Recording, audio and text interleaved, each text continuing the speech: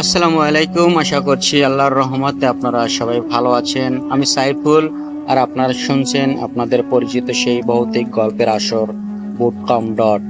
আজকের ঘটনাটা কিন্তু একটু অন্যরকম, কারণ আজকের ঘটনায় শুধু একটা মানুষ নয়, একটা পুরো পরিবারকে ঘিরে ঘটেছিল অদ্ভুত কিছু ঘটনা। একটা পুরনো বাগান, একটা নদীর পার, একটা বিশাল তেঁতুল গাছ, আর সেই গাছের আশেপাশে দেখা যাওয়া একটা অদ্ভুত লাল আগুনের গোলা। কেউ বলেছিল সেটা জিন, কেউ বলেছিল সেটা অশরীরী, আবার কেউ বলেছিল এগুলো সবই মানুষের ভয় আর কল্পনার ফল। কিন্তু যে পরিবার ঘটনাগুলো নিজের চোখে দেখেছে, তাদের কাছে ব্যাপারটা মোটেও কল্পনা ছিল না। আজকের ঘটনাটি আমাদের কাছে পাঠিয়েছেন একজন শ্রোতা। গোপনীয়তার কারণে তার নাম, ঠিকানা, গ্রামের নাম এবং তার পরিবারের বেশ কিছু পরিচয় পরিবর্তন করে দিচ্ছি। তাই গল্পের কোনো চরিত্র বা স্থানের সঙ্গে বাস্তব কারো মিল পাওয়া গেলে সেটা সম্পূর্ণ কাকতালীয়। আর একটা কথা শুরুতেই বলে রাখি, এই ঘটনাগুলো সত্যি কিনা, বিশ্বাস করবেন কি করবেন না, সেটা সম্পূর্ণ আপনাদের ব্যাপার। তাহলে চলুন সময় নষ্ট না করে চলে যাই সেই ঘটনায়। ঘটনার সময়কাল মুক্তিযুদ্ধেরও বেশ কয়েক বছর আগে, অর্থাৎ এমন একটা সময় যখন গ্রামের প্রত্যন্ত এলাকায় বিদ্যুৎ বলতে কিছুই ছিল না। রাতের আলো বলতে কারো বাড়িতে একটা টুপি, কোথাও একটা হ্যারিকেন, আর খুব বেশি হলে রাস্তার ধারে চাঁদের আলো। মোবাইল ফোন তো দূরের কথা, অনেক বাড়িতে একটা ঘড়িও ছিল না। সন্ধ্যার পর গ্রামের মানুষ দ্রুত খাওয়া দাওয়া শেষ করে ঘুমিয়ে পড়ত। রাত 8টা বাজলেই পুরো গ্রাম যেন অন্য একটা জগতে চলে যেত। চারদিকে নীরবতা, দূরে কোথাও শিয়ালের ডাক, মাঝে মাঝে ঝিঝি পোকার শব্দ, আর নদীর দিক থেকে ভেসে আসা ঠান্ডা বাতাস। এই পরিবেশেই থাকতেন আমাদের আজকের ঘটনার মূল চরিত্র। তার নাম মতিউর রহমান। তখন তার বয়স আনুমানিক 28 থেকে 30 বছর, বিয়েও হয়নি তখন। মতিউর সাহেবের ছোট একটা মুদি দোকান ছিল, পাশাপাশি তিনি গরুর ব্যবসাও করতেন। গ্রামের মানুষ তাকে ভালোভাবেই চিনত। শান্ত স্বভাবের মানুষ, কাউকে সহজে কটু কথা বলতেন না। আর একটা বিষয়, তিনি মোটেও ভীতু মানুষ ছিলেন না, বরং গ্রামের অনেকেই বলতো মশহুরকে যদি রাতের 12টায় কবরস্থানের পাশ দিয়েও যেতে বলা হয়, সে হয়তো একটা হারিকেন হাতে নিয়ে চলে যাবে। কিন্তু সেই মানুষটার জীবন এমন একটা রাত এসেছিল, যে রাতের পর থেকে তিনি নিজেই রাতকে ভয় পেতে শুরু করেন। ঘটনার দিন ছিল একটা বড় ইসলামিক মাহফিল। মতিউর সাহেব দোকান থেকে কিছু শুকনা খাবার, বিস্কুট, চিনি, চা, পান সুপারি এবং আরো কিছু জিনিস নিয়ে তিনি মাহফিলের পাশে ছোট্ট একটি দোকান দিয়েছিলেন। মাহফিলটা বসেছিল তাদের গ্রাম থেকে প্রায় 2 গ্রাম দূরে একটা পুরনো মাদ্রাসার মাঠে। সন্ধ্যা থেকেই সেখানে মানুষের ভিড়। দূর দূরান্ত থেকে মানুষ আসছে, কেউ হেঁটে, কেউ গরুর গাড়িতে, কেউ দল বেঁধে। মাইকে ওয়াজ হচ্ছে, চারিদিকে মানুষের কোলাহল। মতিউর সাহেবও বেশ ভালো ব্যবসা করলেন, কিন্তু ব্যবসা শেষ করতে করতে রাত প্রায় 8:30 বেজে গেল। মাহফিল তখনও চলছিল, কিন্তু তিনি ভাবলেন আর থাকা যাবে না, কারণ বাড়ি ফিরতে হলে বেশ কিছুটা পথ হাঁটতে হবে। তার উপর গ্রামে তখন রাত মানেই অনেক রাত। কোনো রিক্সা নেই, কোনো ভ্যান নেই, কোনো মোটর সাইকেল নেই। তিনি দোকানের সব জিনিস গুছিয়ে নিলেন। একটা পুরনো কাঠের টেবিল উল্টো করে তার উপর মালামাল রাখলেন, তারপর কাপড় দিয়ে শক্ত করে বেঁধে ফেললেন। সেই বোঝাটা মাথায় তুললেন, হাতে নিলেন একটা হারিকেন, তারপর বাড়ির উদ্দেশ্যে রওনা দিলেন। প্রথমে তিনি মূল কাঁচা রাস্তা ধরে হাঁটছিলেন, কিন্তু কিছু দূর যাওয়ার পর মনে হলো এই রাস্তা দিয়ে গেলে অনেকটা ঘুরে যেতে হবে। আরেকটা রাস্তা ছিল, সেটা সরাসরি মাঠের ভেতর দিয়ে। তারপর একটা পুরোনো আম বাগান পার হলেই বাড়ির দিকে যাওয়া যায়। সমস্যা হলো, সেই বাগানটা ভালো জায়গা হিসেবে পরিচিত ছিল না। গ্রামের বয়স্ক মানুষরা সন্ধ্যার পর ওই জায়গার কাছেও যেতেন না, কারণ বহু বছর ধরে ওই বাগান নিয়ে নানা ধরনের কথা প্রচলিত ছিল। কেউ বলতো সেখানে রাতের বেলা অদ্ভুত আলো দেখা যায়, কেউ বলতো গাছের উপর মানুষ বসে থাকতে দেখা যায়, আবার কেউ বলতো ওখানে রাতের বেলা গেলে মানুষ নিজের রাস্তা হারিয়ে ফেলে। তবে মতিউর সাহেব এসব কথা বিশ্বাস করতেন না। তিনি নিজেই মনে মনে বললেন, মানুষ তো আর সারাক্ষণ ভয় নিয়ে বসে থাকতে পারে না। তারপর মূল রাস্তা বাদ দিয়ে মাঠের দিকে ঢুকে গেলেন। হাতে হারিকেন, মাথায় বোঝা, পায়ের নিচে কাঁচা জমির সরু আইল, চারপাশে অন্ধকার। দূরে কোথাও একটা পেঁচার ডাক, মাঝে মাঝে ঠান্ডা বাতাস এসে শরীরে লাগছিল। কিছু দূর যাওয়ার পর তিনি দেখতে পেলেন দূরে বিশাল একটি বাগান। সেই বাগানের নাম ছিল বদর আলী সাহেবের আম বাগান। তবে গ্রামের মানুষ সেটাকে বলতো কালীবাগান, কারণ বাগানটা এত পুরনো ছিল যে সেখানে অনেক গাছের বয়স কেউ জানতো না। বিশাল আম গাছ, জাম গাছ, তেঁতুল গাছ আর বেশ কিছু তাল গাছ। বাগানের মাঝখান দিয়ে একটা সরু পথ চলে গেল। দিনের বেলায় পথটা খুব স্বাভাবিক, কিন্তু রাতের বেলা সেই পথটা যেন একেবারে অন্যরকম। মতিউর সাহেব বাগানের সামনে দাঁড়ালেন, একবার চারদিকে তাকালেন, তারপর বললেন, আর কতক্ষণ দাঁড়িয়ে থাকবো? সোজা বাগানের ভেতরে ঢুকে গেলেন। প্রথম কয়েক মিনিট কোনো সমস্যা হলো না। হারিকেনের আলোয় সামনের কয়েক হাত পথ দেখা যাচ্ছে। পায়ের নিচে শুকনো পাতা মচমচ করে ভেঙে যাচ্ছে। কখনো কোনো গাছের মরা ডাল মাথার ওপর ঘষা খাচ্ছে। তিনি এগিয়ে যাচ্ছেন। হঠাৎ একটা অদ্ভুত ব্যাপার ঘটলো। চারপাশে ঠান্ডা পরিবেশের মধ্যে হঠাৎ একটা গরম বাতাস তার মুখে এসে লাগলো। এমন গরম যেন কেউ একেবারে কাছ থেকে গরম নিঃশ্বাস ফেলছে। মতিউর সাহেব থেমে গেলেন, কিছুক্ষণ দাঁড়িয়ে রইলেন। তারপর নিজের গায়ে হাত দিয়ে দেখলেন শরীর স্বাভাবিক। তিনি ভাবলেন হয়তো কোনো গাছের পচা পাতার ভেতর থেকে গরম বাতাস বের হয়েছে। আবার হাঁটা শুরু করলেন। একটা বিশাল তাল গাছ পার হওয়ার সময় হঠাৎ তপাস করে উপর থেকে যেন ভারী কিছু পড়ল। মশিউর সাহেব আঁতকে উঠলেন। হারিকেনটা প্রায় হাত থেকে পড়ে যাচ্ছিল। তিনি মাথা তুলে চাকাতে চাইলেন, কিন্তু মাথার বোঝা থাকার কারণে ঠিকমতো তাকাতে পারলেন না। মনে হলো হয়তো কোনো শুকনো ডাল পড়েছে, অথবা বাদুড়, অথবা সাপ। তিনি আর বিষয়টা নিয়ে ভাবলেন না। আরো কিছু দূর যাওয়ার পর হঠাৎ সামনে একটা মানুষকে দেখতে পেলেন। একজন বৃদ্ধ মানুষ, সাদা পাঞ্জাবি পরা, সাদা টুপি, হাতে একটা লাঠি। লোকটা ধীরে ধীরে তার দিকেই আসছে। মতিউর সাহেব স্বস্তির নিঃশ্বাস ফেললেন। মনে হলো, আচ্ছা, তাহলে তিনি একা নন। তিনি বললেন, আসসালামু আলাইকুম। লোকটা উত্তর দিল, ওয়ালাইকুম আসসালাম। মতিউর সাহেব বললেন, হুজুর, আপনি কি মাহফিল থেকে ফিরেছেন? লোকটা কিছুক্ষণ চুপ করে তার দিকে তাকিয়ে রইল। তারপর বলল, আমি কোথাও যাচ্ছি না। মতিউর সাহেব অবাক হলেন, মানে? লোকটা বলল, আপনি যদি নিজের ভালো চান এই জায়গা থেকে এখনই চলে যান। মতিউর সাহেব এবার একটু বিরক্ত হলেন। বললেন, কেন? লোকটা কোনো উত্তর দিল না, শুধু বলল, এই পথ দিয়ে আর যাবেন না। তারপর লোকটা তার পাশ দিয়ে চলে গেল। মতিউর সাহেব কিছুক্ষণ দাঁড়িয়ে রইলেন। পেছনে ফিরে লোকটাকে দেখার চেষ্টা করলেন, কিন্তু অন্ধকারে আর কাউকে দেখা গেল না। তিনি ভাবলেন লোকটা হয়তো পাগল অথবা গ্রামের কোনো বৃদ্ধ, এর বেশি কিছু নয়। তারপর আবার হাঁটা শুরু করলেন, কিন্তু এবার ঘটনা বদলে গেল। হঠাৎ একটা জোরো বাতাস উঠল, হারিকেনের শিখা কাঁপতে লাগলো। মতিউর সাহেব হাত দিয়ে হারিকেনটা ঢেকে রাখলেন, কিন্তু পরের মুহূর্তে ফুস করে হারিকেন নিভে গেল। চারপাশ অন্ধকার, একদম কালো অন্ধকার ঘুটঘুটে। তিনি কয়েকবার হারিকেনটা জ্বালানোর চেষ্টা করলেন, কিন্তু আগুন ধরল না।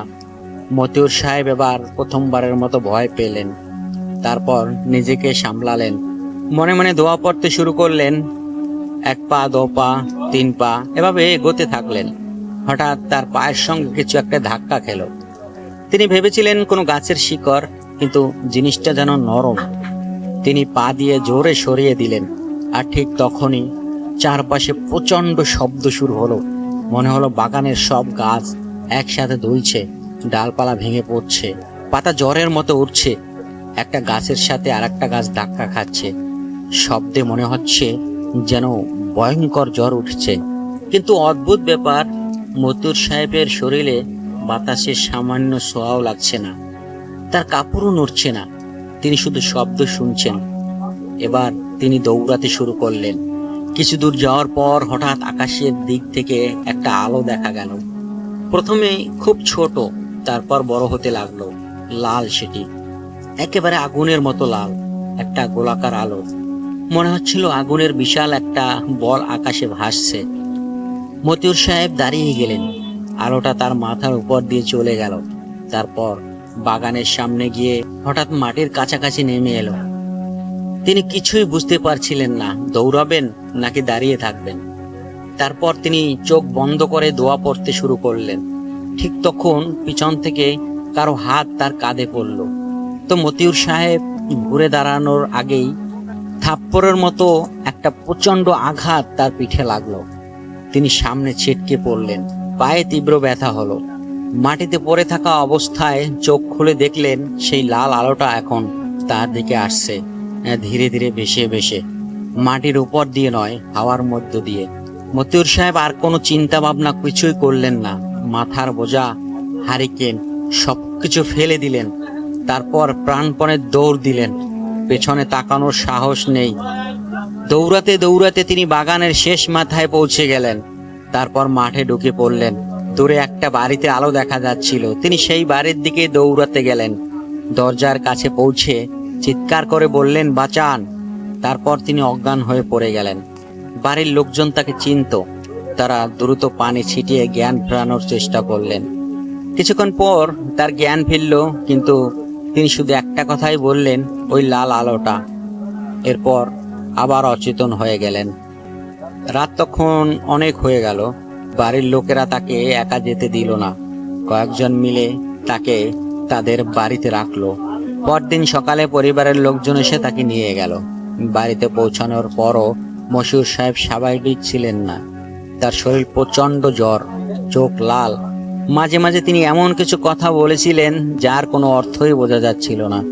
কখনো বলেছেন, আমি যাব না। কখনো বলেছেন, আমাকে ছেড়ে দাও। কখনো বলেছেন, আমাকে ছেড়ে দাও। কখনো আবার বলছে, আমি তো তোমার কিছু করিনি। পরিবারের লোকজন ভয় পেয়ে গেল। একজন গ্রাম্য চিকিৎসককে ডাকা হলো। তিনি বললেন, ভয় পেয়েছে, শরীরের উপর ধাক্কা খেয়েছে, কয়েকদিন বিশ্রাম নিয়ে ঠিক হয়ে যাবে। কিন্তু জ্বর কমলো না। শেষ পর্যন্ত গ্রামের এক বৃদ্ধ কবিরাজকে ডাকা হলো। তিনি এসে অনেকক্ষণ মতিউর সাহেবকে দেখলেন। তারপর বললেন, ভয়ের কিছু আছে, মানুষটা ভয় পেয়েছে। তিনি কিছু পানি পড়া দিলেন আর কিছু মিষ্টি জাতীয় জিনিস পরে দিলেন। সেই সময় গ্রামের মানুষ ভয় কাটানোর জন্য এ ধরনের পানি পড়া বা পড়া দেওয়ার জিনিস ব্যবহার করত। দুদিন পর মতিউর সাহেবের জ্বর কমে গেল। 3 দিনের মাথায় তিনি স্বাভাবিক হয়ে গেলেন। শুধু পায়ে প্রচন্ড ব্যথা ছিল। সবাই ভেবেছিল ঘটনা এখানেই শেষ, কিন্তু আসল ঘটনা তখনও শুরু হয়নি। মতিউর সাহেব সুস্থ হওয়ার পর পুরো ঘটনা পরিবারের সবাইকে খুলে বললেন। তার বাবা খুব মনোযোগ দিয়ে সব শুনলেন। তারপর পরদিন সকালে তিনি কয়েকজন মানুষকে সঙ্গে নিয়ে সেই বাগানে গেলেন, কারণ মতিউর সাহেব যেসব মালামাল ফেলে পালিয়েছেন সেগুলো আনতে। কিন্তু সেখানে গিয়ে তারা যে দৃশ্য দেখলো তা আরো অদ্ভুত। সব মালামাল একেবারে গুছানো, কাঠের টেবিলের উপর সবকিছু সুন্দরভাবে রাখা, যেন কেউ সেগুলো হাতে তুলে আবার সাজিয়ে রেখেছে। মতিউর সাহেব বলেছিলেন, তিনি তো সব ফেলে দৌড়ে পালিয়েছেন, তাহলে জিনিসগুলো আবার কে সাজালো? কেউ উত্তর দিতে পারেনি। তারপর সবাই ধীরে ধীরে ঘটনা ভুলে গেল। মতিউর সাহেবও কয়েক মাসের মধ্যে আগের মতো হয়ে গেলেন। সময় চলে গেল প্রায় 4 মাস। এরপর তার বিয়ে হলো। বিয়ের পর তিনি নতুন স্ত্রীকে ঘরে নিয়ে এলেন। তার স্ত্রীর নাম ছিল রোকেয়া। রোকেয়া তখন খুব অল্প বয়সী, নতুন বউ হিসেবে পরিবারের নিয়ম কানুন মেনে চলছিল। কিন্তু তখনকার সময়ের সঙ্গে এখনকার সময়ের অনেক পার্থক্য ছিল। নতুন বউ বলে সারাদিন ঘরে বসে থাকার সুযোগ ছিল না। বিয়ের 4 দিন পরের ঘটনা। সন্ধ্যার পর হঠাৎ আকাশ কালো হয়ে গেল। দূরে মেঘ ডাকছিল। বাড়িতে রান্নার জন্য শুকনা কাঠ দরকার। রোকেয়ার শাশুড়ি বললেন, নদীর পাড়ে যে শুকনা কাঠগুলো আছে সেগুলো নিয়ে আসো। শাশুড়ির কথা ফেলতে পারলেন না। একটা ঝুড়ি নিয়ে নদীর পাড়ে গেলেন। প্রথমবার কাঠ নিয়ে বাড়িতে ফিরলেন। তারপর আবার গেলেন। দ্বিতীয়বারও কাঠ নিয়ে ফিরলেন। তৃতীয়বার যখন নদীর পাড়ে গিয়ে কাঠ তুলছেন, তখনই হঠাৎ তিনি দেখতে পেলেন আকাশের উপর দিয়ে একটা বিশাল লাল আগুনের গোলা উড়ে যাচ্ছে। রোকেয়া স্থির হয়ে দাঁড়িয়ে গেল। আলোটা নদীর এক পাশ থেকে অন্য পাশে চলে গেল। তারপর দূরের একটা শিমুল গাছের কাছে গিয়ে হঠাৎ অদৃশ্য হয়ে গেল। রোকেয়া ভয়ে কিছুক্ষণ দাঁড়িয়ে রইলেন, তারপর কাঠ ফেলে না দিয়ে দ্রুত বাড়ির দিকে দৌড় দিলেন। বাড়িতে এসে ঘটনাটা বললেন। মতিউর সাহেব শুনেই চমকে উঠলেন, কারণ তিনি যে লাল আলো দেখেছিলেন সেটাই যেন আবার ফিরে এসেছে। তিনি স্ত্রীকে বললেন, তুমি আর সন্ধ্যার পর ওইদিকে যাবে না। রোকেয়া জিজ্ঞেস করলেন, কেন? মতিউর সাহেব তখন তার আগের ঘটনা পুরোপুরি বলেননি, শুধু বললেন ওখানে ভালো কিছু নেই। কিন্তু এরপর শুরু হলো আরেক বিপদ। মতিউর সাহেবের গরুর ব্যবসায় একের পর এক ক্ষতি হতে লাগলো। একটা গরু অসুস্থ হয়ে মারা গেল, কিছুদিন পর আরেকটা। কোনো পরিষ্কার কারণ পাওয়া গেল না। তিনি আর্থিকভাবে ভেঙে পড়লেন। ঋণ বাড়তে লাগলো, দোকানের বিক্রিও কমে গেল। এক রাতে তিনি ঘুমিয়েছিলেন, হঠাৎ স্বপ্ন দেখলেন তিনি নদীর পাড়ে দাঁড়িয়ে আছেন। চারপাশ অন্ধকার, সামনে প্রচুর আলো। আলোর মাঝখানে একটা মানুষের মতো অবয়ব, মুখ দেখা যাচ্ছে না, শুধু একটা গলা শোনা যাচ্ছে। গলাটা বলল, তুই চাইলে ধনী হতে পারিস। মতিউর সাহেব চুপ। আবার গলা এলো, তোর নদীর পাড়ের পুরনো তেঁতুল গাছটার নিচে, মাটির নিচে সম্পদ আছে। মতিউর সাহেব অবাক হয়ে গেলেন, কি সম্পদ? গলাটা বলল, টাকা, অনেক টাকা। কিন্তু সেটা নিতে হলে অমাবস্যার রাতে একা আসতে হবে। তারপর বলা হলো, এক কাপড়ে আসবি, কাউকে বলবি না, আর সঙ্গে একটা কালো ছাগল নিয়ে আসবি। মতিউর সাহেব ভয় পেয়ে গেলেন। ঠিক তখনই স্বপ্নের ভেতর আর একটা কণ্ঠস্বর শোনা গেল। এই কণ্ঠটা যেন অনেক দূর থেকে আসছে। সে বলল, না, এই কথা শুনবেন না। ওটা সম্পদ নয়, ওটা একটা ফাঁদ। আপনি গেলে আর ফিরে আসবেন না। তারপর প্রথম অবয়বটা রেগে গেল। দুই পক্ষের মধ্যে যেন অদৃশ্য কোনো লড়াই শুরু হলো। হঠাৎ কেউ মতিউর সাহেবকে ধাক্কা দিল। তিনি অন্ধকারে পড়ে গেলেন, আর সেই মুহূর্তেই তার ঘুম ভেঙে গেল। তিনি উঠে বসে হাঁপাতে লাগলেন। পাশে তার স্ত্রী ঘুমাচ্ছে। মতিউর সাহেব কাউকে কিছু বললেন না। কিন্তু পরের রাতেও একই স্বপ্ন, তার পরের রাতেও প্রতিদিন একই কথা, তেঁতুল গাছের নিচে আসো, তুমি ধনী হয়ে যাবে, অমাবস্যার রাতে আসো। এভাবে কয়েক সপ্তাহ কেটে গেল। অদ্ভুতভাবে প্রতিবার স্বপ্নের শেষে একটা অদৃশ্য কণ্ঠ তাকে বাধা দিত, যেও না, এটা ফাঁদ। কিন্তু যত অমাবস্যার রাত কাছে আসছিল, প্রথম কণ্ঠের প্রলোভন তত শক্তিশালী হচ্ছিল। একসময় মতিউর সাহেবের মনে হতে লাগলো, হয়তো সত্যিই সেখানে টাকা আছে, হয়তো পুরনো কোনো জমিদার তাদের সম্পদ মাটির নিচে রেখে গিয়েছে, হয়তো সেই সম্পদ পেলে তার সব ঋণ শোধ হবে। তিনি স্ত্রীকে কিছু বললেন না, পরিবারের কাউকেও কিছু বলেননি। তারপর এলো অমাবস্যার রাত। সেদিন রাতেই সবাই ঘুমিয়ে পড়ল। বাড়ির সবাই যখন গভীর ঘুমে আচ্ছন্ন, মতিউর সাহেব ধীরে ধীরে বিছানা থেকে উঠলেন। একটা গামছা নিলেন, একটা লাঠি নিলেন। তারপর নিঃশব্দে বাড়ি থেকে বের হয়ে গেলেন।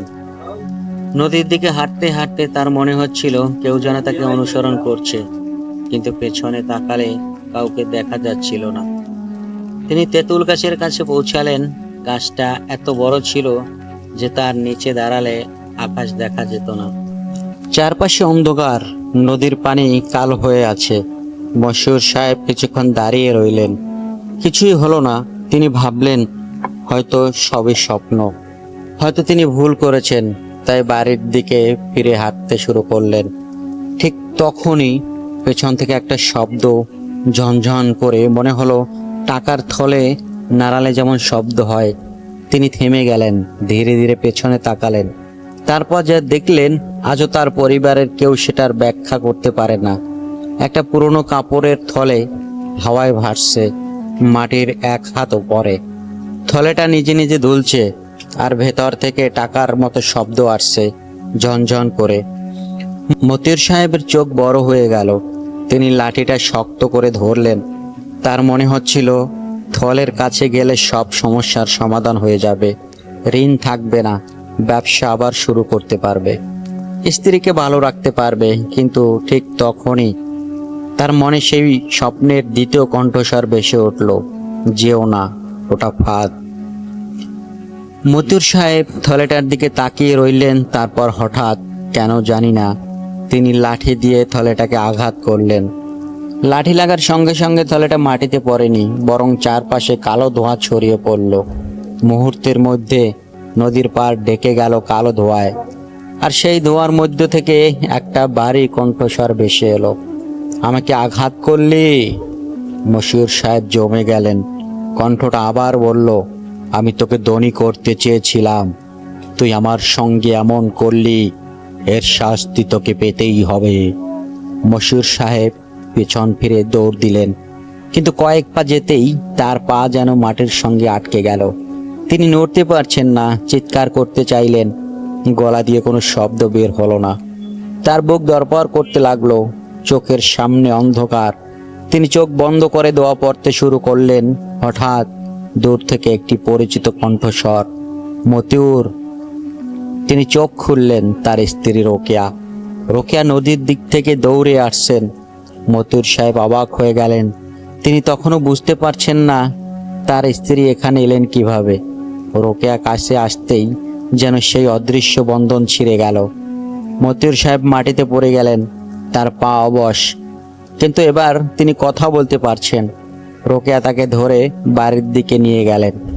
বাড়িতে ফিরে মতিউর সাহেব সব ঘটনা খুলে বললেন। রোকেয়া তখন একটা অদ্ভুত কথা বললেন। তিনি বললেন, আমি তো ঘুমাচ্ছিলাম, কিন্তু হঠাৎ আমার মনে হলো কেউ আমাকে ডাকছে। চোখ খুলে দেখি তুমি বিছানায় নেই। তারপর জানি না কেন আমি নদীর দিকে হাঁটতে শুরু করি। মতিউর সাহেব স্তব্ধ হয়ে গেলেন, কারণ স্বপ্নে যে অদৃশ্য কণ্ঠ তাকে বারবার বাঁচতে বলেছিল। তারপর যখন সে বিপদে পড়েছিল, তার স্ত্রী ঠিক তখনই সেখানে পৌঁছে গেছে। সেই রাতেই মতিউর সাহেবের আবার প্রচণ্ড জ্বর হলো। এবার পরিবার আর দেরি করলো না।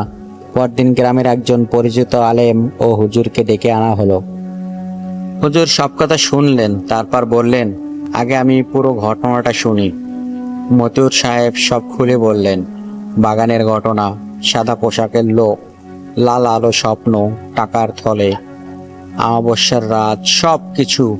হুজুর অনেকক্ষণ চুপ করে রইলেন। তারপর বললেন, আপনি প্রথম যেটাকে দেখেছিলেন সেটাই আসল বিষয়। মতিউর সাহেব বললেন, কি? হুজুর বললেন, আপনি বাগানে যাওয়ার সময় যে মানুষটাকে দেখেছিলেন, তিনি আপনাকে সতর্ক করেছিলেন। আপনি যদি তার কথা শুনতেন, পরের ঘটনাগুলো হয়তো ঘটতো না। মতিউর সাহেব জিজ্ঞেস করলেন, কিন্তু তিনি কে ছিলেন? হুজুর বললেন, সেটা আমি নিশ্চিত করে বলতে পারবো না। তারপর তিনি আরো বললেন, তবে আপনার বর্ণনা শুনে মনে হচ্ছে আপনি যে জায়গায় গিয়েছিলেন সেখানে বহুদিন ধরে কিছু একটা অবস্থান করছে। হুজুর কিছুক্ষণ চোখ বন্ধ করে বসে রইলেন। তারপর বললেন, আপনি ভাগ্যবান, কারণ সেদিন ওই বাগান থেকে আপনি জীবিত বের হয়ে আসতে পেরেছেন। মতিউর সাহেব চুপ করে রইলেন। হুজুর বললেন, আপনি যে জিনিসটাকে লাথি মেরেছিলেন বা পা দিয়ে সরিয়ে দিয়েছিলেন, সেটা হয়তো সাধারণ কোনো বস্তু ছিল না।